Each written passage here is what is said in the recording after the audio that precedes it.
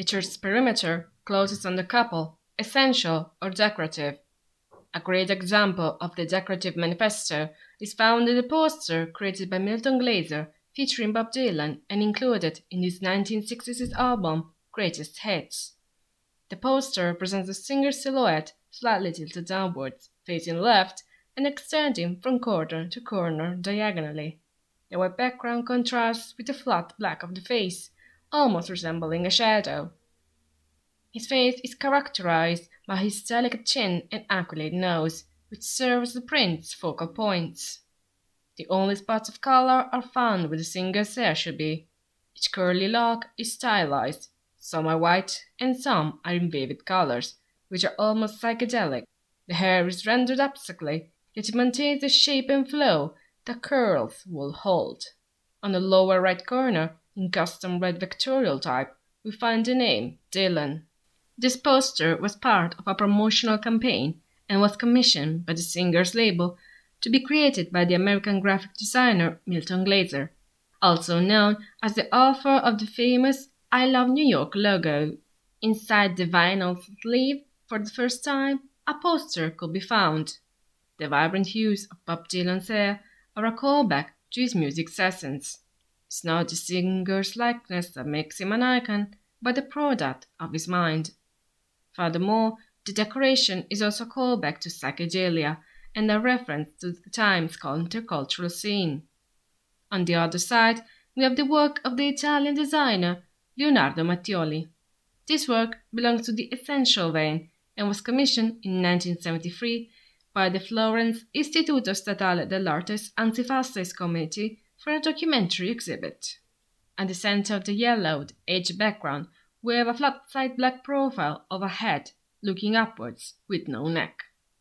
The top is separated by a white strip of red, upon which we find the words in black type, here translated: Fascism and Anti-Fascism in Italian Publishing, from 1919 to 1945. The subtitle, in red and placed in the left corner under the heading, reads Documentary Exhibit of the Florence Istituto dell'Artes Antifascist Committee, realized by the Graphic Design Department in collaboration with Tuscany's Historic Resistance Institute. These profile features belong to Mussolini. He is recognizable by the shaved head, the protruding chin, straight nose, and small eye. The latter of these is rendered with simple and uniform white strokes. The effect of the visual language used relies on the simplicity of the shapes that delineate the face's contours, as well as the use of color. Red, white, and black remind us of violence and unrest. The head faces the top of the poster, which serves as a reminder to his hand. It's also the same body part used in fascist propaganda and his own iconography. His cult of personality was born of the focus on his face. The comparison between the two posters is based on analyzing the silhouettes. Both faces are represented as shadows on white backgrounds, and the two people are both tied to the field of communication, but we must interpret them differently. Bob Dylan's poster is born as a companion piece to a musical product, carries countercultural references, and dips its toes into the abstract vein. It presents us with a pondering and insightful artist. Mussolini's profile, instead, is used as means to remember, and the main references are to his lifeless body. He looks upwards after his hanging and his fall. A similar comparison can be made with the second couple of authors and posters, among which we have Mario Lovergine and his alphabet. The Manifesto was created in 1975 for the Fiesta dell'Unità in Florence. It dedicates the work to the village of youths. This work develops as an alphabet on a 5x5 grid, similar to an apartment complex, decorated with geometric motifs on the top floor. The words Villaggio dei Ragazzi sit on the top floor in a rectangular red font with yellow borders. The first A in the word for youth, ragazzi, is elongated, three-dimensional, and with a pink border. It is portrayed as if it were about to take a step towards the right. It serves as the first letter of the alphabet.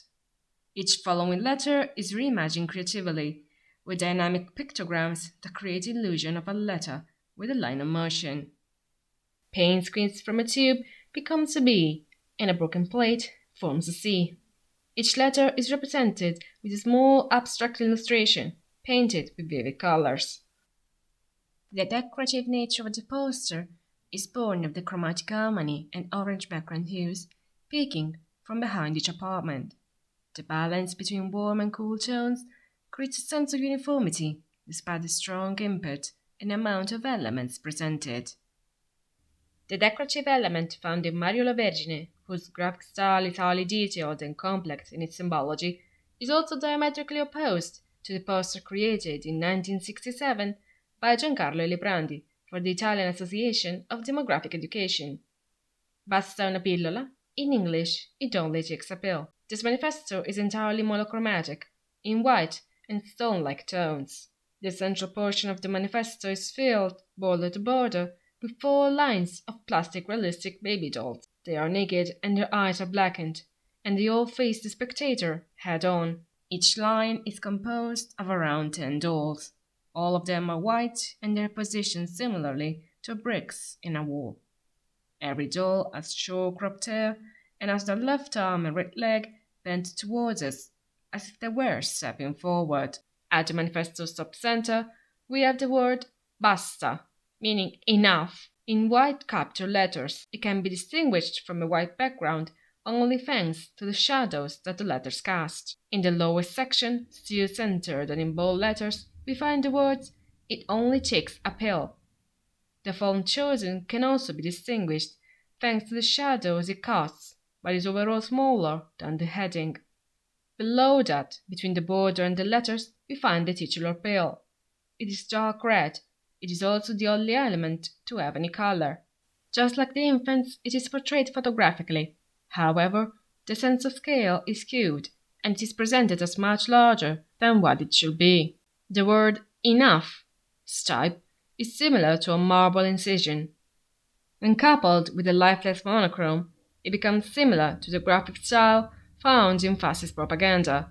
Birth control, which is today considered to be inseparable from reproductive rights and public health care, has unfortunate roots in eugenics. However, recognizing its origin is fundamental in order to avoid falling into its rhetoric once again.